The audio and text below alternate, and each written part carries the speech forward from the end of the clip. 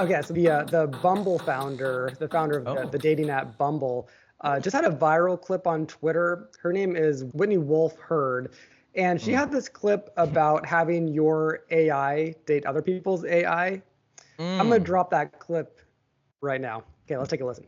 Our focus with AI is to help create more healthy and equitable relationships. And that also starts with yourself. How can we actually teach you how to date? How can we help you show up in a better way? Give me an example. Okay, so for example, you could in the near future be talking to your AI dating concierge, and you could share your insecurities. I just came out of a breakup.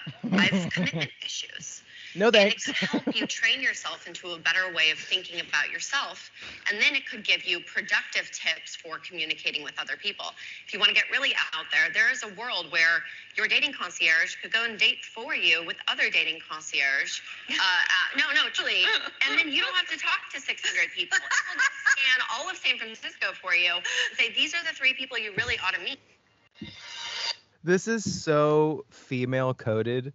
I love that, like, even the founder of a dating app is like still doesn't understand what the experience for a dude is on a dating app. I love that because in her little fictitious world, there's like a guy out there that has 60 people that he's talking to on fucking the dating app. That literally only happens for women, dude. Like, first of all, your N of 1 model is up, dude. Yeah. And then the second thing that immediately strikes me about that, she's like, well, you could be talking to your AI assistant and tell them all your insecurities. And I'm like, yeah, hard fucking pass for me. Yeah. Like giving Bumble data on my deepest insecurities. Like that feels so 1984 to me, where they're gonna like put me in the room where they're reconditioning me and then slowly, like body shame me and do all this shit. Subjugate me through raw insecurity torture, dude. Like conceptually, it's such a sick framework, right? Like conceptually it's sick because yeah, we do need more self-awareness. It's funny to me to think about, like, I think I mentioned this on an episode like 5 or 6 episodes ago where I'm like, oh, that is like the cooler, deeper function of AI is that it'll know you really well. And instead of our vision of the future where it's trying to turn humans into computers, it probably is just trying to help humans be better at humaning. But we live in America and like, why would you ever trust a corporate superstructure with that level of intimacy? Like, that's insane. Well, I mean, I feel like it's not necessarily you're trusting a corporation or a business. I mean, the business does want you to succeed, right? At some level, because then you proselytize for them. Right. So they do want you to succeed, but I feel like it's just like reliant on the technology and like the language she uses there, your AI concierge. I mean, like that word is doing so much work there. They were flipping through the thesaurus being like, what's the word here that sounds the juiciest? And like, they focus grouped that one word. They focus grouped the shit out of that word. Because it's just a fucking algorithm, right? It's like it's certain like data points like green eyes, brown hair, I like this hip to bust ratio or whatever the fuck. And then it's like just going through and doing a calculation. And it's like boring math, but they call that an AI concierge. So that's kind of just like a little like mind trick just to use a word like that, which is interesting. But okay, I will say, like, as BS-y as this sounds, I see no downside in trying this. It's not like AI. I mean, it's not like dating apps are like super successful as it is right now. So maybe layering on some additional AI tools will be more. Yeah, I mean, yeah, totally. And to be fair, I think that is the pinch point, anyways. Is that like men have had a woeful lack of expectation of having like emotional depth and maturity over the last 10,000 years. And like, it's like, but it's, I mean, let me just caveat that by saying there's an insanely unreasonable expectation for men to just use up their bodies like fucking tissues. You know what I mean? So it's like, it's not like we're not laden with extreme pressure from society, but there is like, there is a lament that comes from most women that's like, well, most men are kind of woefully under-equipped for like just generally being like a good dating partner, hygiene, pleasant conversation that's not just about you, like all kinds of stuff like that, and I think that would be helpful for sure to have somebody. But then again, here's where I always get to with this stuff, where it's like tentacles of the octopus, not the actual heart of the matter, which is that if you're an unfit partner romantically, you need like therapy. You need somebody to talk to. There's no AI assistant is going to be able to point by point modify your behaviors to make you a healthier person. Or maybe they can, but it's not going to happen on Bumble. Like Bumble is going to use algorithmic, they're going to use that algorithm to micro adjust you, to try to be somebody that's a more acceptable version so that you can fit into other people's concept of what an acceptable version of a male is. And I think the one thing that you're getting at here, which is I think that you're trying to say that, or this is how I would rephrase it, is that there is probably already, and there will continue to be a larger gap between who people really are in the real world and what any of their avatars are. So, right. There are certain things you just can't change, and they're maybe the most important things about you. Like your personality, you can go to therapy for the rest of your life. Your personality is kind of like locked in. There's a lot of research on this. Yeah. You're just locked in. Sure. And then your height. Women care a lot about a man's height, especially if they don't know them personally and they're not like buddies already in the real world. It's like your height and are you bald and a couple of very stupid things. I mean, they're not stupid. They're evolutionarily important. Right. So there are a couple of things that women care deeply and profoundly about. Short kings out there, dude. I feel you. I'm not one of you. I'm close though, dude. You're taller than I am, so I nipped the net on that one, dude. I barely got on the ride, dude. I was this tall. No, actually not. Like this is the thing. Is that like women have an absolute unreasonable expectation about this because the average height of a male in America is 5'8", like 5'8", maybe 5'9". Yeah, 5'8", which is patently short as fuck for most chicks, dude. Women want like 6 foot or nothing. Like, and I'm not 6 foot. If I were on dating apps, I wouldn't be crossing that boundary. You know what I mean? I would be like automatically filtered out for 90% of women. There should be a function where it's like 5'10", 5'11", 6 foot in boots, 6 foot. That's pretty good. Hey, well, what are your thoughts on whether or not this is going to be successful? This for sure is going to be tried, right? What are your thoughts on whether or not this? Because let me spell out my optimism here just for a second. Oh, please. Is that I do think that there's no such thing as a perfect person for you, right? True. But in reality, there is a percentage of the population that absolutely is quasi perfect for you, as good as perfect for you. That you have compatibility with. Yeah, and so like really what we're trying to do every time we walk into a bar looking for a partner or going on a dating app, we're always doing the same thing. We're always trying to find that slim bar of people, and it is inherently going to be a thin bar because unless you're just not picky, but then like that's weird. Everyone's kind of picky, right? So we're looking for a thin band of people, and there's no reason why technology shouldn't help with that. See, fundamentally, I'm going to take the diametrically opposed position on this one, where I think that it's unbelievably unhelpful in a spiritual and functionally human way, which is that we don't always pick partners that are good for us, and there's a reason for that. It's because we've all got lessons to learn on the trip, and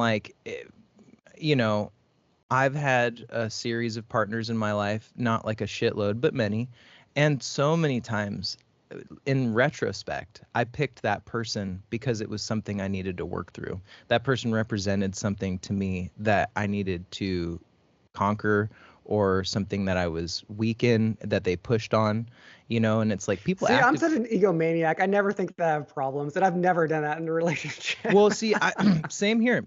But and honestly, I also don't pick people I want to improve on. You know what I mean? That's the thing for guys. No, me neither. Girls too, and I'm like not that like that. I want the finished product, and let's go. We're good. This is why I've been married for 6 years, I guess. Which and you have an atypical situation, to be fair, romantically.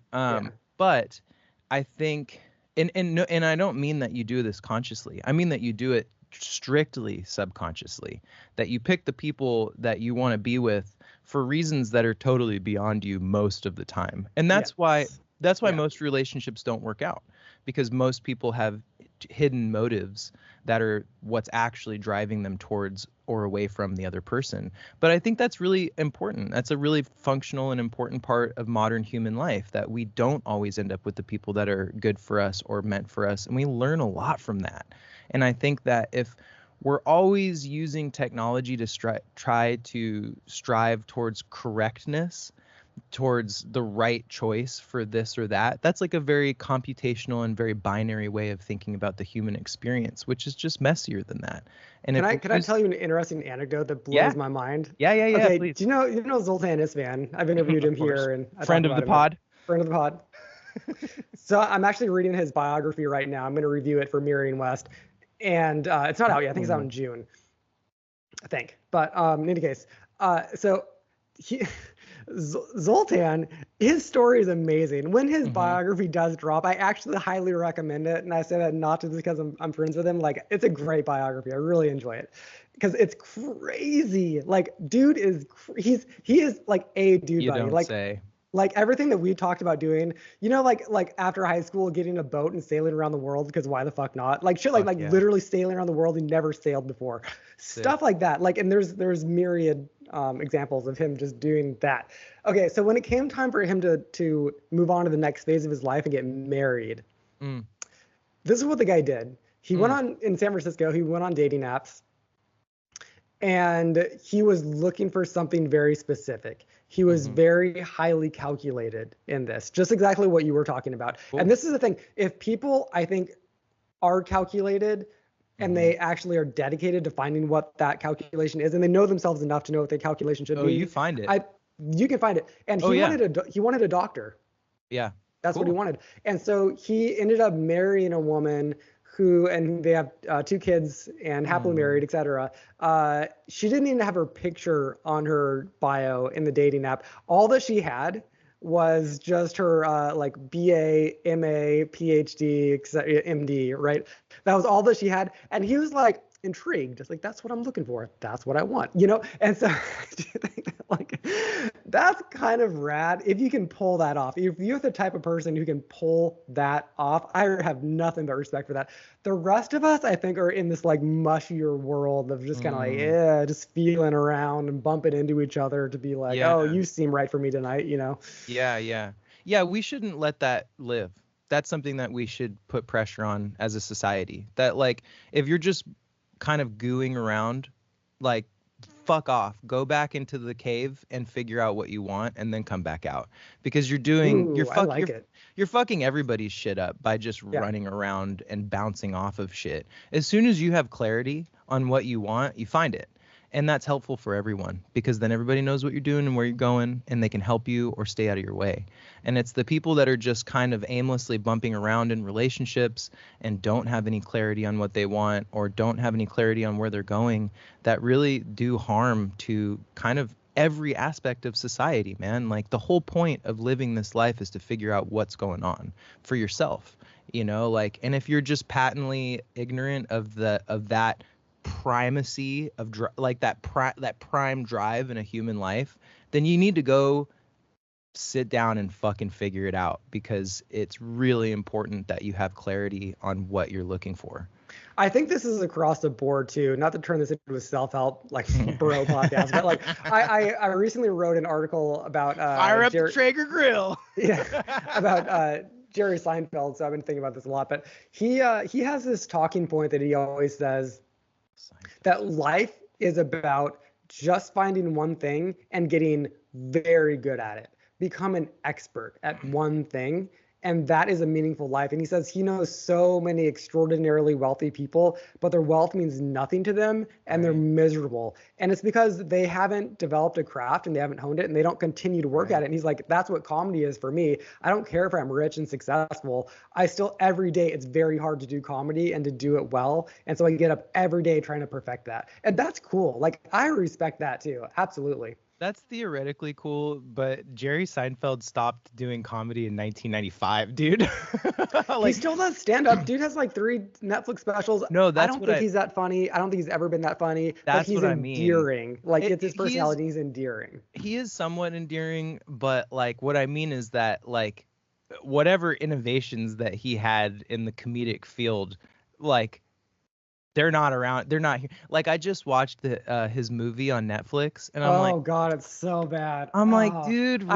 I had to watch it to write this article, and I didn't make it through. It was so like bad. Well, it's a kids film. Like I don't think it was marketed to be a kids film, but it's like for 13-year-olds, they'd probably find that funny. Maybe. Yeah, but I don't think so. But it's so okay. We could go on to a whole diatribe about Jerry Seinfeld and his shitty new movie. I didn't mean to sidetrack us on this. But we shall. Unfrosted. Yeah, don't watch it. Oh, yeah, it was bad. Jesus. Anyways, back to the main point, which is that the AI dating assistant for me, I think conceptually interesting for some people. I don't think it'll ever be at scale the way that people meet each other, because I think it fundamentally does not satisfy a critical requirement of human life, which is you got to fuck around and find out. If everything is planned for you and you just lock right into everything that you step into, that you're living a hot chick's life, dude.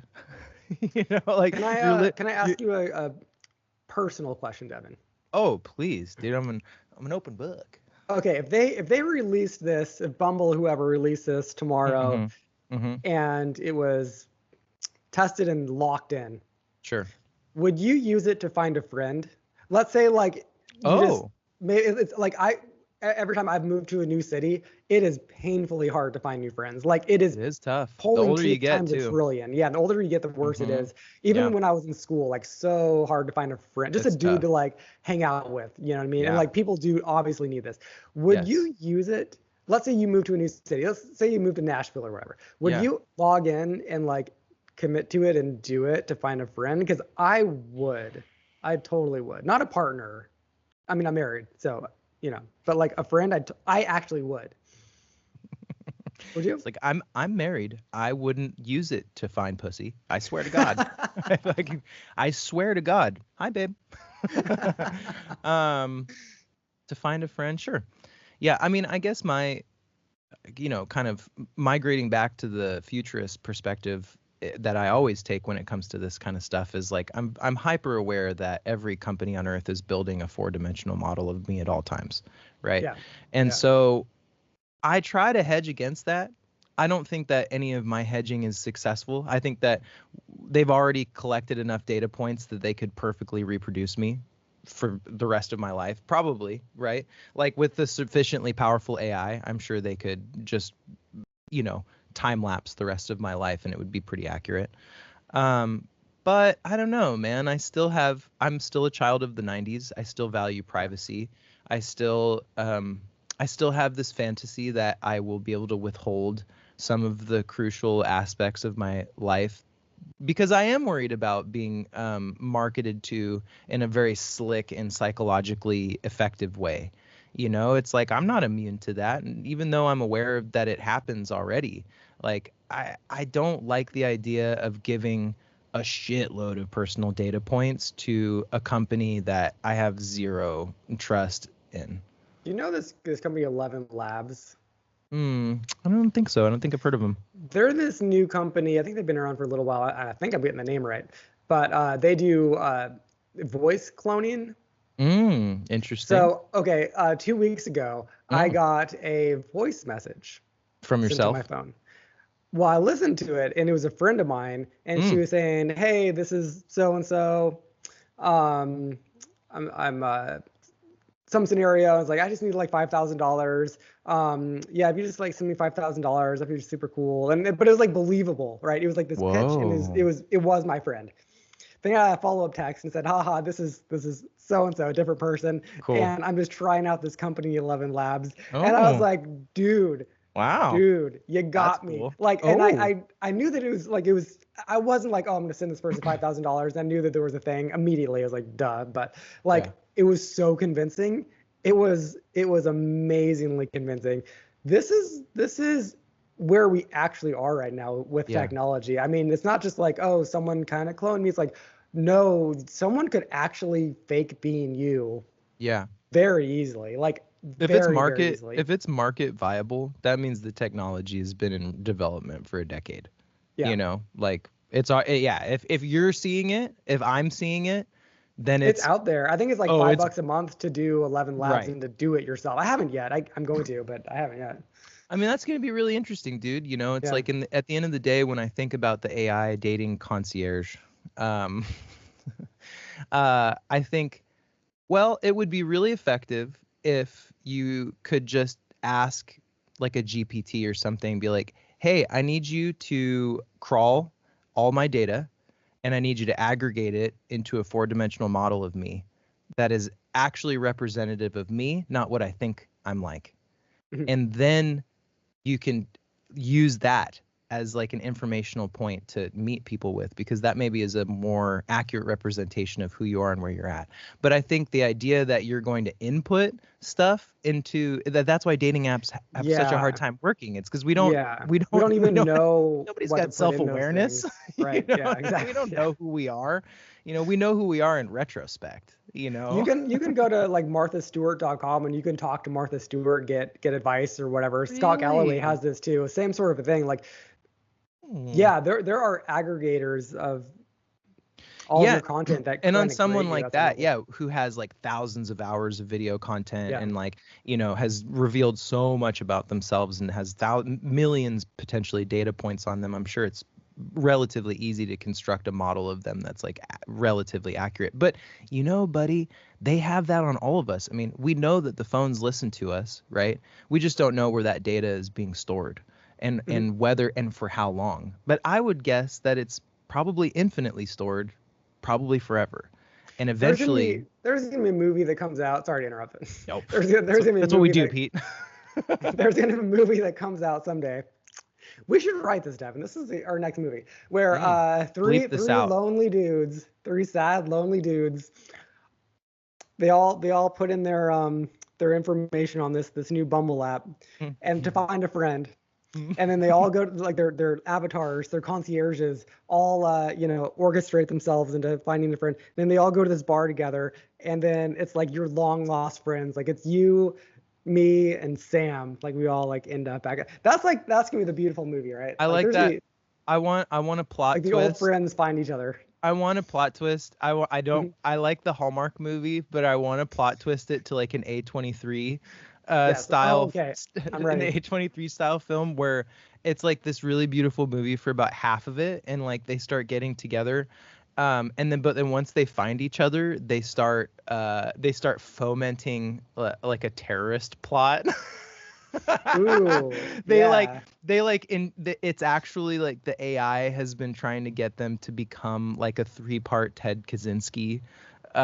You know what I mean? Like it's like it brought them all together to do some like it's extremely depraved act of like international terrorism or something. Because it's like it's super sweet until the middle of the film, and then it just starts getting like a little bit dark, and you're like, nah, but it's probably not going that direction. You check the runtime; it's still got an hour left. You're like, oh god. You know, I was doing this myself this week. I was having a conversation with my friend this week, and we were talking about like a friend of ours who like totally is on that path to be like actually kind of a scary guru cult leader.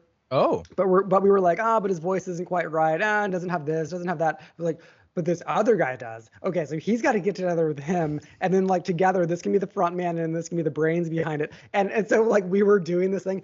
AI would be very good at that. Oh yeah. Putting together a conglomeration of humans who together could be this like extraordinary force of nature to cause mischief in the world. I like this. Devin, this is good. Let's write it. It's gonna be like we're gonna live in this like compartmentalized world where like right now it's like billionaires walk on the same streets with like homeless people, but in like the distant future where AI has brought all disparate like the diaspora of every group into like a cohesive central, we're gonna have like a utopian society with like a shadow pedophile government. It's gonna be full the time machine, where it's just like utopian on the surface, and it's just like a full child harvesting superstructure below ground, dude. It's so fucking nuts, man. God. I'm excited. Anyways. Hey, drain the swamp, Pete. Yeah, drain the swamp.